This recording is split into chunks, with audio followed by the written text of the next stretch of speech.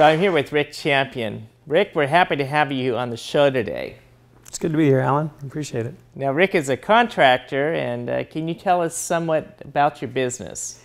I'm a general contractor. I've been a general contractor for 25 years, something like that. I started out in construction, doing remodeling, that type of work. And now I do most of my work for development outfits, large developers, work with their customer service side, that kind of work there. How did you get started as a contractor? I don't know, bad choice. Actually, I've always liked that kind of thing. I like the outside, being outside, and I like moving around a lot. It's hard for me to sit still for very long. So while I was in high school, I would get side jobs, you know, after work, after school kind of things. I'd go and work with contractors and make a buck, grinding hard labor. But I always enjoyed it.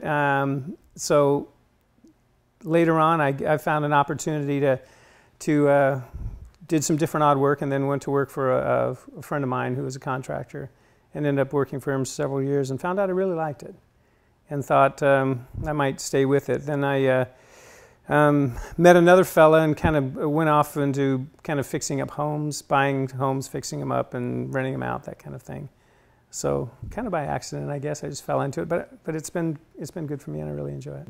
So what does it take to get into the construction field?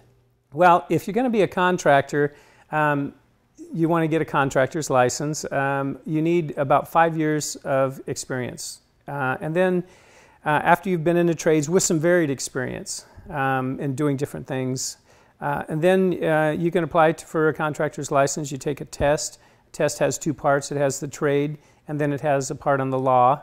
And then after you, after you complete the test, they issue a contractor's license.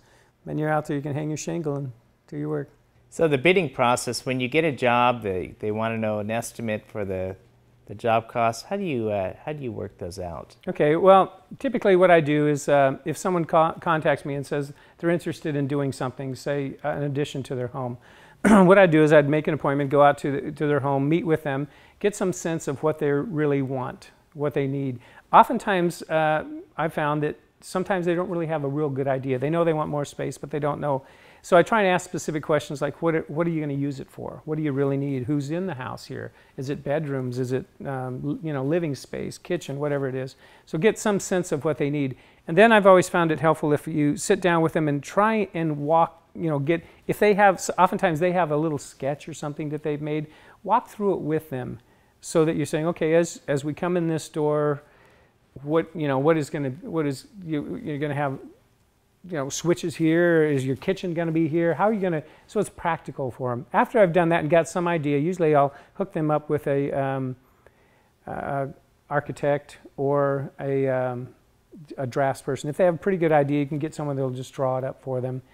And then once you have a working drawing, you can submit it to the city. There's a process where they review the plan before they approve it and give you a building permit. Once you have your building permit, you have the green light to go.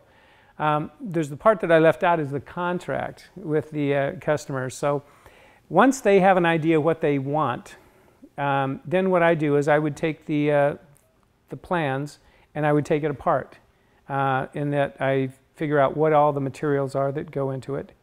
In the parts that I would do, and then any subcontractors that I would use, I would try and get a hard cost figure from a subcontractor. So usually I would get a number of sets of plans from them. I would let them out to different subcontractors, maybe somebody that does roofing, somebody that does plumbing, electrical, stucco, sheetrock, all that kind of thing, and get a price from them based on that drawing. Once I have all that together, then I just put it all together and then figure out what my profit margin is, and then take it to them, submit it, and then make sure that that's what they have in mind.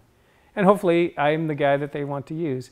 A lot of times it comes down to price, but sometimes people have a feeling about you that they want to work with you or not. So how do you help them to have that feeling of working with you? How do you find new customers, or how do they find you? Well, I always found the best way to do it is word of mouth.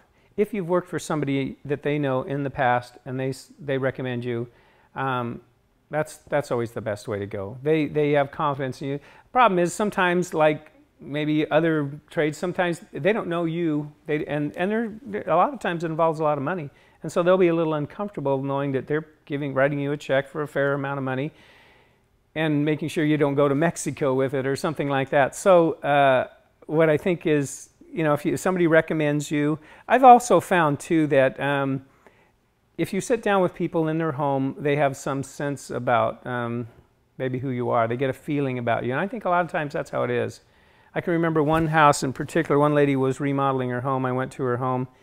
And I'd worked hard all that day, and this was in the evening. I'm meeting with her and her husband, and she could tell that I wasn't terrible. I wasn't like hungry. I was there for the money. I was so tired. I leaned way back in my chair and I said, "Excuse me, but I'm really tired." And I talked to them and answered their questions, and they thought, this guy is not a high-pressure salesman. And I think they felt comfortable with me enough to where they signed the contract and we built an addition for them. Mm-hmm. So what advice do you have for somebody starting their own business or wanting to make the leap, going from an employee to an entrepreneur in the construction industry? One thing I would think is that you need some equipment to do it, okay? And then you got to know something about what you're doing, because one thing when you're the boss, and Alan, you know this, is that if it gets done, you had a hand in it. You knew about it. You were there to help it happen. The other is that you got to be financially capable enough to do that, because once you quit that job, that check doesn't come every week. And sometimes, and I can remember early on when it could be the third month of the year before you get your paycheck. And you've got to have enough cash set aside that you can go the distance. So I think that's one of the things that's real important. The other is that you got to know what you're doing ahead of time. You don't want to sign a contract with somebody and think, now what do I do? How do I do it? That doesn't work. So you got to you got to know what you're doing first. And then everything's expensive. And I think another thing is that you have to have the ability to ask the money that is needed to do the job correctly. There's nothing worse than being underbidding something and finding that it's costing you money to be there, or you're making $2 an hour. So I think it's important to have some sense of where you're going first. Very good. Well, Rick, thank you for being with us today. We appreciate all the insight on being a contractor in the construction industry. Thanks, Alan. Thank you. Thank you.